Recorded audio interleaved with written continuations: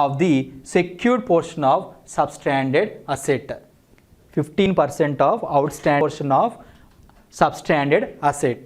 అంటే ఇది ఎంతైతే ఉందో 15% ఆఫ్ దట్ అమౌంట్ ఎంతైతే వస్తుందో ఆ అమౌంట్ని బ్యాంకు ఒక సైడ్ ఉంచాలి ఈ సబ్స్టాండర్డ్ అసెట్స్కి. ఈ substandard assets that secured portion of the లోన్కి. ఓకే, నెక్స్ట్ అయితే 50 crore rupees of the substandard of this 100 crore is covered by securities. Okay, 50 crore rupeesకి బ్యాంక్ దగ్గర సెక్యూరిటీస్ ఉన్నాయి. మిగతా 50 crore rupeesకి బ్యాంక్ దగ్గర ఎలాంటి సెక్యూరిటీస్ లేవు. అంటే ఈ అమౌంట్ బ్యాంక్ రికవరీ చేయలేదు ఒకవేళ కస్టమర్స్ పే చేయలేకపోతే. అందుకనే దీన్ని unsecured portion of the substandard asset అంటున్నాం. Unsecured portion of the substandard asset. దీనికి బ్యాంక్స్ ఎంత అమౌంట్ వాళ్ళ అసెట్స్ని తీసుకొని ఒక సైడ్ ఉంచాలంటే అది ఎంత అంటే 25% of outstanding amount. Okay, outstanding amount అంటే ఏంటంటే మీరు ఒక 20,000 రూపీస్ లోన్ తీసుకున్నారు, అందులో 5,000 రూపీస్ పే చేసేసారు. రిమైనింగ్ 15,000 రూపీస్ అనేవి మీరు పే చేయటం లేదు. ఆ పే చేయన రికవరీ అంటే ఒక బ్యాంక్ రికవరీ చేయాల్సిన అమౌంట్ని మనం అవుట్స్టాండింగ్ అమౌంట్ అంటున్నాం. అంటే ఆ 15,000 రూపీస్ని మనం అవుట్స్టాండింగ్ అమౌంట్ అంటున్నాం. అయితే ఇక్కడ సబ్స్టాండర్డ్ అసెట్స్ కేటగిరీలో అన్సెక్యూర్డ్ పోర్షన్ ఆఫ్ లోన్ ఎంతైతే ఉందో ఆ అమౌంట్ మీద 25% of outstanding amount of secured portion of the loan which is under the substandard asset category, that amount the bank is required to maintain a side అనమాట. అంటే unsecured portion of the loan ఎంతైతే ఉందో దాని మీద 25% of the amount ఎంతైతే వస్తుందో ఆ అమౌంట్ని బ్యాంకు వాళ్ళ బ్యాంక్లో ఒక సైడ్ మెయింటైన్ చేయాలి against that substandard asset unsecured portion of the loan అనమాట. ఓకే, సబ్స్టాండర్డ్ అసెట్స్లో లోన్స్ ఆ సబ్స్టాండర్డ్ అసెట్స్లో ఒక ఏవైతే సెక్యూరిటీస్ ఆ లోన్ అమౌంట్ని కవర్ చేశాయో వాటిని secured portion of the loan అంటున్నాం, కవర్ చేయని దాన్ని unsecured portion of the loan అంటున్నాం అనమాట. ఓకే, సబ్స్టాండర్డ్ అసెట్స్ కింద సెక్యూర్డ్ లోన్స్కేమో 15% ఆఫ్ ది ప్రొవిజనింగ్ మెయింటైన్ చేయాలి, అదే అన్సెక్యూర్డ్ పోర్షన్ ఆఫ్ ద లోన్కి ఏమో 25% of the outstanding of the loan అమౌంట్ని బ్యాంక్స్ అనేవి ప్రొవిజనింగ్గా మెయింటైన్ చేయాలి. I hope you understand. Next మనం వచ్చేసి డౌట్ఫుల్ కేటగిరీ. డౌట్ఫుల్ కేటగిరీలో ఒక అసెట్ ఎన్ని రోజుల వరకు డౌట్ఫుల్గా ఉంటుంది? 1 to 2 years, 2 to 3 years అన్నమాట. అయితే ఇక్కడ అప్ టు 1 year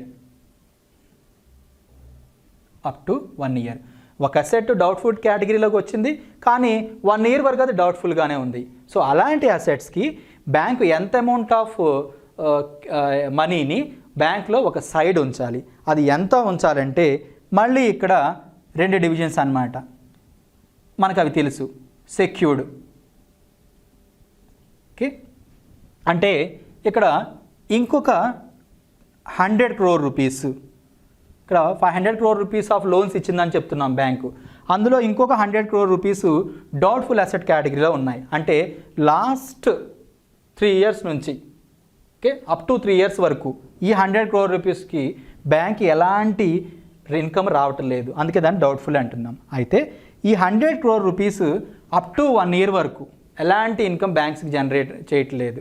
ఓకే, ఒక 100 crore rupees డౌట్ఫుల్ అసెట్స్లో ఉన్న 100 crore rupees 1 year వరకు బ్యాంక్ ఎలాంటి ఇన్కమ్ జనరేట్ చేయట్లేదు. కానీ ఆ 100 crore rupeesలో ఒక 50 crore rupeesకి సెక్యూరిటీస్ ఉన్నాయి బ్యాంక్ దగ్గర.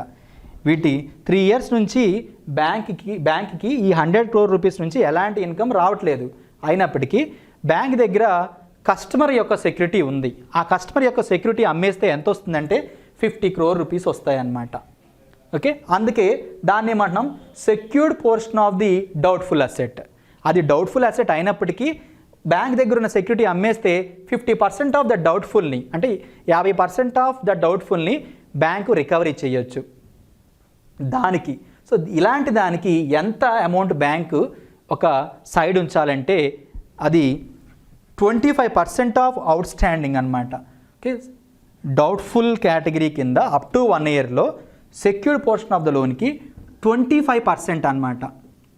25% of outstanding amount. 25% of outstanding amount ఎంతైతే వస్తుందో, 20% of outstanding of the loan, ఆ అమౌంట్ ఎంతైతే వస్తుందో ఆ అమౌంట్ ఈ up to 1 year secured portion of doubtful అసెట్స్కి బ్యాంకు బ్యాకప్గా ఉంచాలి. ఆ అమౌంట్ని వాళ్ళు వేరే అసెట్స్ని తీసుకోవాలి. అదే 1 to 3 years అయితే 1 to 3 years ఒక డౌట్ఫుల్ అసెట్ ఎన్ని రోజుల వరకు డౌట్ఫుల్గా ఉంటుంది? 3 years వరకు ఉంటుంది. ఓకే, 1 to 3 years వరకు. ఓకే, ఇక్కడ అన్సెక్యూర్డ్ పోర్షన్ ఒకటి ఉంది కదా, ఇక్కడ అన్సెక్యూర్డ్ పోర్షన్కి ఈ 100 crore rupees డౌట్ఫుల్లో ఉన్నాయంటున్నాం. అందులో 50 crore rupeesకి ఏమో సెక్యూరిటీస్ ఉన్నాయి, మిగతా 50 crore rupeesకి ఏమో ఎలాంటి సెక్యూరిటీస్ లేవు. అంటే ఆ అమౌంట్ అనేది రికవరీ చేయొచ్చు, చేయలేకపోవచ్చు. అందుకనే దాన్ని అన్సెక్యూర్డ్ పోర్షన్ ఆఫ్ లోన్ అంటున్నాం. ఇలాంటి అన్సెక్యూర్డ్ డౌట్ఫుల్ అసెట్స్ కేటగిరీలో ఉండి అన్సెక్యూర్డ్ కేటగిరీలో ఉంటే 100% of the outstanding amount, 100% of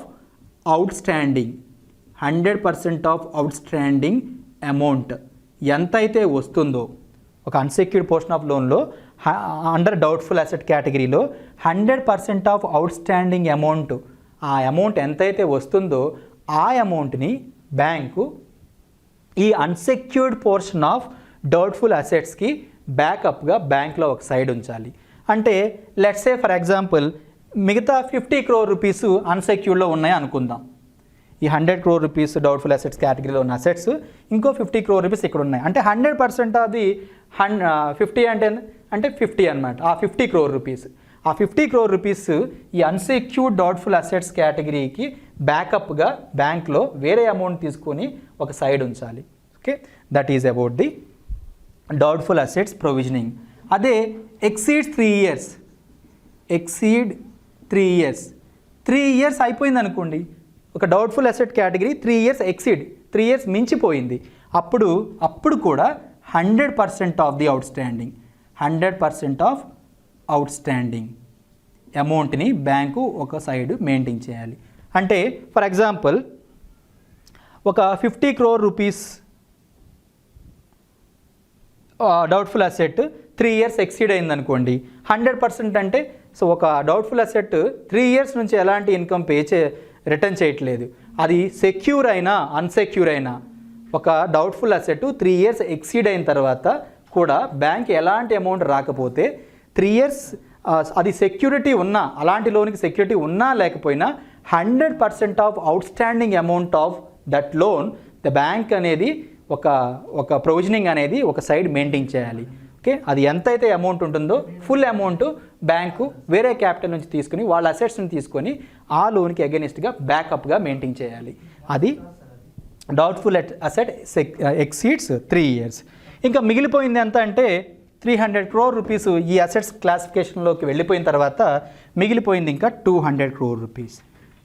ఈ ఎగ్జాంపుల్లో ఇంకొక 200 crore rupees assets of the bank, ఈ 200 crore rupees assets of the bank loss assets కింద ఉన్నాయి. అంటే ఏంటి, యాక్చువల్ డ్యూ డేట్ నుంచి 3 years అయిపోయిన తర్వాత కూడా ఎలాంటి ఇన్కమ్ బ్యాంకుకి జనరేట్ అవ్వట్లేదు, దాన్నే లాస్ అసెట్స్ అంటున్నాం. లేకపోతే internal auditor of the bank కానీ ఆర్బీఐ అసైన్ చేసిన ఇన్స్పెక్టర్ వాళ్ళు ఏవో కొన్ని అసెట్స్లో బ్యాంక్లో ఉన్న అసెట్స్ని లాస్ అసెట్స్గా డిక్లేర్ చేశారు. ఆ అసెట్స్ని లాస్ అసెట్స్ అంటాం. అది ఎంత ఉన్నాయి అనుకుందాం. ఫర్ ఎగ్జాంపుల్ ఇక్కడ 200 crore rupees ఉన్నాయి. సో ఈ లాస్ అసెట్స్కి బ్యాంక్స్ ఎంత ప్రొవిజనింగ్, ఎంత అమౌంట్ ఆఫ్ని బ్యాకప్గా ఉంచాలంటే అది సెక్యూర్ అయినా, ఒకవేళ ఈ 200 crore rupees లాస్ అసెట్స్లో ఉన్నాయి, ఈ 200లో 100 crore rupeesకి బ్యాంక్ దగ్గర సెక్యూరిటీ ఉంది కస్టమర్ది, అయినప్పటికీ కూడా సెక్యూరిటీ లాస్ అసెట్ కేటగిరీలో ఎన్నైతే బ్యాంక్ అసెట్స్ ఉన్నాయో వాటికి సెక్యూరిటీ ఉన్నా లేకపోయినా 100% of the outstanding, 100% of outstanding amount ఎంతైతే వస్తుందో, 100% ఆఫ్ ది అవుట్స్టాండింగ్ అమౌంట్ ఎంతైతే వస్తుందో ఆ అమౌంట్ని ఈ లాస్ అసెట్స్కి బ్యాంక్లో బ్యాకప్గా బ్యాంక్లో మెయింటైన్ చేయాలి. 100% ఆఫ్ ది అవుట్ స్టాండింగ్. ఇక్కడ అవుట్ స్టాండింగ్ ఎంత నాన్ పర్ఫార్మింగ్ లాస్ అసెట్ 200 అనమాట. అంటే 200 crore రూపీస్ని ఆ బ్యాంకు ఈ అసెట్స్కి బ్యాకప్గా ఒక సైడ్ మెయింటైన్ చేయాలి. సో వీటినే మనం ప్రొవిజనింగ్ నార్మ్స్ ఆఫ్ ఎన్పిఏ అంటున్నాం. ప్రొవిజనింగ్ అంటే బ్యాంక్ ఇచ్చే ప్రతి లోనికి బ్యాకప్గా ఆ బ్యాంకు కొంత అమౌంట్ని ఒక సైడ్ మెయింటైన్ చేయాల్సి ఉంటుంది. సో ఆ అమౌంట్ ఎంతెంత మెయింటైన్ చేయాలంటే ఆ లోన్స్ యొక్క కేటగిరీని బట్టి స్టాండర్డ్ అసెట్స్కి అయితే 0.40, అదే సబ్స్టాండర్డ్లో ఉన్న సెక్యూర్డ్కి అయితే 15% of the out standing of the loan amount, అదే అన్సెక్యూర్డ్కి అయితేనేమో 25% of the out standing of the loan amount of the substandard asset, అదే డౌట్ఫుల్కి అయితే అప్ టు 1 year వాటికిలో సెక్యూర్డ్ పోర్షన్కి అయితేనేమో 25% of the out standing of the loan amount, అదే అన్సెక్యూర్డ్కి అయితేనేమో 100% of the out standing of the doubtful assets, అదే up to 1 to 3 years వరకు అయితేనేమో 100% of the out standing amount. Okay ఇక్కడ 1 to 3 years మనం discuss చేయడం మర్చిపోయాం. ఈ 1 to 3 yearsకి ఎంత అంటే ఒక డౌట్ఫుల్ అసెట్ 1 to 3 years వరకు, అంటే 1 year అయిపోయి 2 to 3 years నుంచి ఇంకా ఎలాంటి అమౌంట్ పే చేయకపోతే వాటికి ఎంత మెయింటైన్ చేయాలంటే ఇక్కడ కూడా 1 to 3 years వాటికి మనం 2 డివిజన్ చేయొచ్చు. అదేంటంటే మళ్ళీ సెక్యూర్డ్ లోను అన్సెక్యూర్డ్ అనమాట. ఓకే ఒక అసెట్ అనేది డౌట్ఫుల్ అసెట్ కేటగిరీలో ఉంది, 1 year ఎక్సీడ్ అయ్యింది, 1 year నుంచి 3 years కేటగిరీలో ఉందన్నమాట. అంటే ఒక డౌట్ఫుల్ అసెట్ 1 year అయిపోయిన తర్వాత కూడా ఎలాంటి అమౌంట్ బ్యాంకుకి పే చేయట్లేదు, అది 1 to 3 years అంటున్నాం. అందులో సెక్యూర్డ్ పోర్షన్ ఆఫ్ ద అమౌంట్కి అయితే 40% of the out standing amount, 40% of the out standing amount ఆ బ్యాంక్ అనేది బ్యాకప్గా మెయింటైన్ చేయాలి. అదే అన్సెక్యూర్డ్కి అయితే 100% of the out standing, 100% of the out standing. అంటే ఒక డౌట్ఫుల్ అసెట్ 1 to 3 years కేటగిరీలో ఉంటే ఆ అసెట్కి బ్యాంక్ దగ్గర కొంత సెక్యూరిటీ ఉందన్నమాట. అలాంటి సెక్యూరిటీ ఉన్న portion of the doubtful asset 1 to 3 yearsకి bank 40% of the outstanding between 1 to 3 years of doubtful asset అనేది ఆ అమౌంట్ ఎంతైతే వస్తుందో ఆ అమౌంట్ని దీనికి బ్యాకప్గా మెయింటైన్ చేయాలి. అదే ఒక డౌట్ఫుల్ అసెట్ 1 to 3 years కేటగిరీలో ఉంది, కానీ అది ఆ అసెట్ ఎలాంటి సెక్యూరిటీతో కవర్ చేయలేదు. ఓకే దాని unsecured portion of the loan అంటున్నాం అనమాట. దానికైతే 100% of the outstanding 1 to 3 years category doubtful అసెట్కి అమౌంట్ ఎంతైతే వస్తుందో ఆ అమౌంట్ బ్యాంక్ అనేది ఒక సైడ్ మెయింటైన్ చేయాలి. ఓకే ఈ విధంగా బ్యాంక్స్ అనేవి వాళ్ళ యొక్క నాన్ పర్ఫార్మింగ్ అసెట్స్కి అగెనిస్ట్గా కొంత పర్సంటేజ్ ఆఫ్ అమౌంట్ని బ్యాకప్గా ఆ బ్యాంక్లో ఉన్న వేరే అసెట్స్ నుంచి తీసుకొని మెయింటైన్ చేయాల్సి ఉంటుంది. ఒకవేళ ఈ అమౌంట్ బ్యాంక్ రికవరీ చేయలేకపోతే ఆ అమౌంట్తో టెంపరీగా ఆ బ్యాంక్ కొలాప్స్ అవ్వకుండా ప్రొటెక్షన్ చేయొచ్చు. So nowadays this is very important topic and also it is the one of the biggest problem the banks in India are facing. ఇండియాలో ఉన్న banks ప్రస్తుతానికి నాట్ ఓన్లీ ఇండియా, వేరే కంట్రీస్లో ఉన్న banks కానీ ఇండియాలో ఉన్న బ్యాంక్స్ కానీ ఇలాంటి ప్రాబ్లమ్ని ప్రస్తుతానికి ఎక్కువగా ఫేస్ చేస్తున్నాయి అన్నమాట. For example the non-performing assets with all Indian banks is about 10.35 lakh crore rupees. ఇండియాలో అన్ని బ్యాంక్స్ కలిపి ఎంత నాన్ పర్ఫార్మింగ్ అసెట్స్ ఉన్నాయంటే ఇండియాలో ఉన్న అన్ని బ్యాంక్స్కి కలిపి ఎంత నాన్ పర్ఫార్మింగ్ అసెట్స్ ఉండొచ్చు అంటే 10.35 lakh crore rupees అన్నమాట. Okay 10.35 lakh crore rupees is present non-performing asset maintained by banks in India. ఇండియాలో ఉన్న అన్ని బ్యాంక్స్లో నాన్ పర్ఫార్మింగ్ అసెట్ ఎంత ఉన్నాయంటే 10.35 lakh crore rupees వాళ్ళకి నాన్ పర్ఫార్మింగ్ అసెట్స్గా ఉన్నాయి.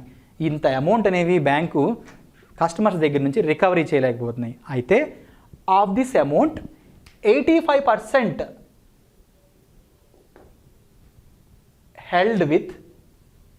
held by PSBs, public sector banks. 85% of non-performing assets in India within public sector banks. So ఏ బ్యాంక్స్లో ఈ నాన్ పర్ఫార్మింగ్ అసెట్స్ ఎక్కువగా ఉన్నాయంటే ఉన్న నాన్ పర్ఫార్మింగ్ అసెట్స్ ఎంత అంటే 10.35 lakh crore rupees. అందులో 85% of non performing assets public sector బ్యాంక్స్లోనే ఉన్నాయి.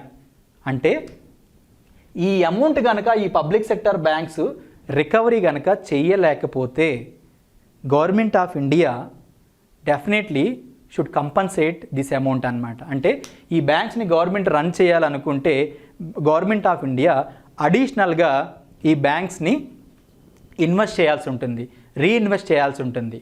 So that is the reason sometimes we use to read in news paper the government of India is going to inject 2 lakhs crore rupees in the public sector banks.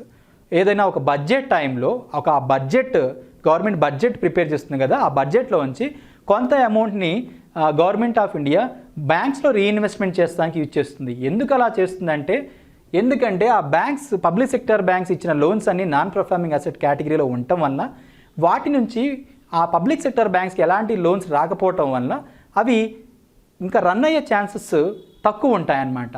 అందుకనే అలా ఒకవేళ public sector banks అన్ని collapse అయిపోతే definitely the Indian ఎకానమీకి చాలా నష్టం జరుగుతుంది. So to make that bank withstand themself the government of India used to inject some additional capital to overcome this non performing asset problem. But here some portion of the amount of the budget the government is used to inject or the government used to compensate loss making by the public sector banks.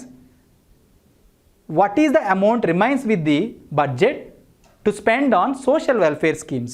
అంటే బడ్జెట్లో ఉన్న చాలా portion of the amount government of India అనేది ఏవైతే government of ఇండియాకి public sector banks కానీ public sector enterprises కానీ public sector undertakings కానీ లాస్ మేకింగ్ చేస్తూ ఉంటుంది. ఆ బడ్జెట్లో ఉన్న అమౌంట్ అంతా తీసుకెళ్ళి ఆ లాస్ కంపెన్సేట్ చేయటం వలన మిగిలిపోయిన అమౌంట్తో social welfare development of this కంట్రీకి అంతగా అవటలేదన్నమాట. సోషల్ వెల్ఫేర్కి అంతగా అమౌంట్ రావట్లేదు. అందుకే సోషల్ వెల్ఫేర్ అనేది దాని మీద కూడా గవర్నమెంట్ ఆఫ్ ఇండియా బడ్జెట్ అనేది తగ్గిస్తూ వస్తుంది.